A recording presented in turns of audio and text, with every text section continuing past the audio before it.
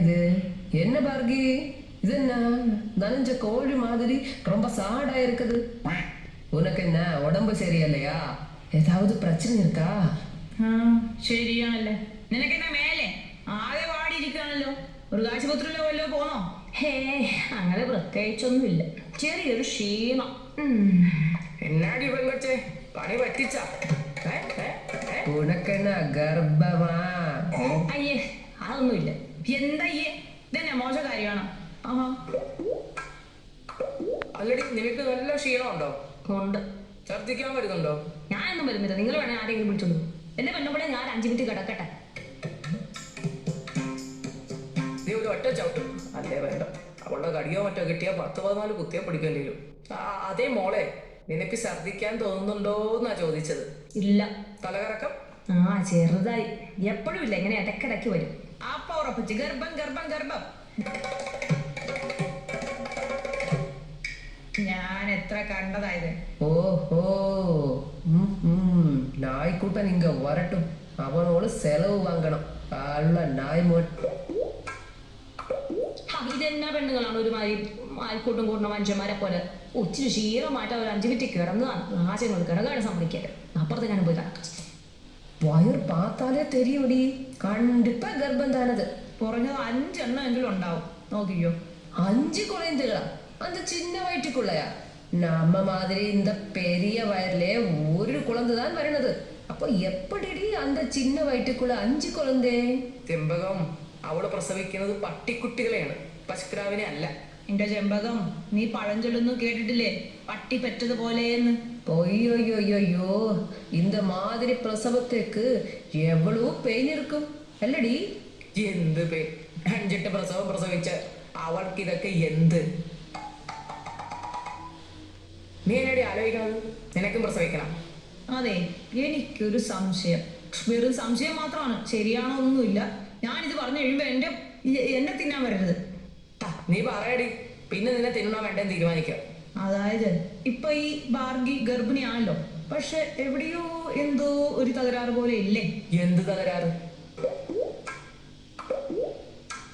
നീ തെളിച്ചു പറയടി, വെറുതെ സിനിമ ഡയലോഗ് പോലും പൊക്കി വരികയാണ്. ആട്, ഉനക്ക് എന്നടി സന്ദേഹം? തൊല്ലടി. ഞാൻ പറയുന്ന കാര്യങ്ങൾ ചിലപ്പോ മണ്ടത്തരമാകാം, ചിലപ്പോ തെറ്റാ. ഇവിടെ ഒറ്റ കുത്തുവെച്ചായിരുന്നു. നീ കാര്യം പറയടി, വെറുതെ ടെൻഷൻ കേട്ടാതെ. അതായത് നമ്മുടെ പട്ടിക്കുട്ടനുണ്ടല്ലോ, വരാൻ പോകുന്ന ബാർഗിയുടെ കുട്ടികളുടെ അച്ഛൻ, അവനെ ആ മറ്റേ കുത്തിവെപ്പെടുത്തല്ലേ? ഏത് കുത്തിവെപ്പ്?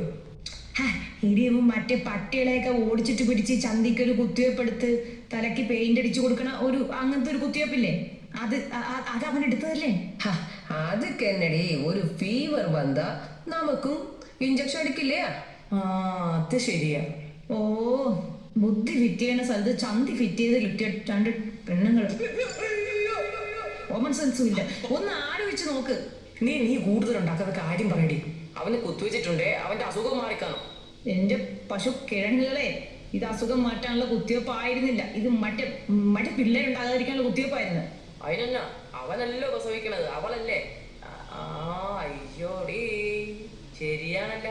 അപ്പൊ അവളുടെ 5 പട്ടിക്കുട്ടികള് അത് അവളുടെയൊക്കെ തന്നെ, പക്ഷെ അവന്റെ അല്ല. ഭയങ്കരി ഫാർഗി.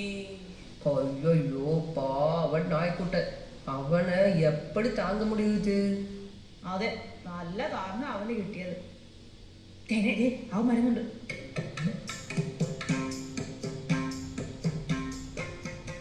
അവന്റെ മനസ്സാരും വേദനിപ്പിക്കരുത്. ഈ രഹസ്യം നമ്മൾ മാത്രം അറിഞ്ഞാൽ മതി, 3ാമതൊരാൾ അറിയരുത്. ഇത് ഞങ്ങളോടൊപ്പം ഈ ഭൂമിയിൽ നിന്നും മറഞ്ഞു പോണേ. ആയിഷയ്ക്ക് 2 എണ്ണങ്ങൾ കേട്ട് കാണത്തില്ലേ? അതിലൊന്ന്, അതായത് എന്റെ അതിയാൽ അങ്ങനെ ഇത് കേൾക്കാൻ വഴിയൊന്നുമില്ല. തിന്നുമ്പോ ചെവി പുറകോട്ട് അയാൾക്ക്. പക്ഷെ മറ്റേനുണ്ടല്ലോ, അവന് ലേശം ചെവി കൂടുതലാ. ചെവി മാത്രമല്ല, അവന് പടുതും കൂടുതലാ. കൊള്ളക്കൊള്ളി. അവനെത്തി. ഒന്നും ഇല്ല നായിക്കോട്ടെ, സുമ്മാ പേസിട്ടേ ഇരിക്കത്. നീ വല്ലാണ്ടങ്ങ് മെലിഞ്ഞു പോയല്ലോ പട്ടിക്കുട്ടാ. ഞാനിത് നാട് വിട്ടു പോയിട്ട് വന്ന പോലെ ഉണ്ടല്ലോ. രാവിലെ എന്നെ കണ്ടതല്ലേ? അല്ല, രാവിലെ കണ്ടു, പക്ഷെ അപ്പൊ തോന്നിയില്ലടോ. പക്ഷെ നീ മെലിഞ്ഞിട്ടുണ്ട്. ദേ വെറുതെ അവന് സംശയം തോന്നണ്ട, ഉള്ള സമയം സന്തോഷത്തോടെ ഇരിക്കട്ടെ, പാവം. അല്ല, അവൻ്റെ അടുത്ത് എന്തെങ്കിലും ചോദിക്കണ്ടേന്ന് വെച്ച് ഞാൻ സംസാരിച്ചതാ. ஐயோ அவன் மூஞ்சி ரொம்ப சாடா இருக்குது. அவன் சூசைட் செய்ய போனதா? ഒരു പ്ലാസ്റ്റർ ഒട്ടി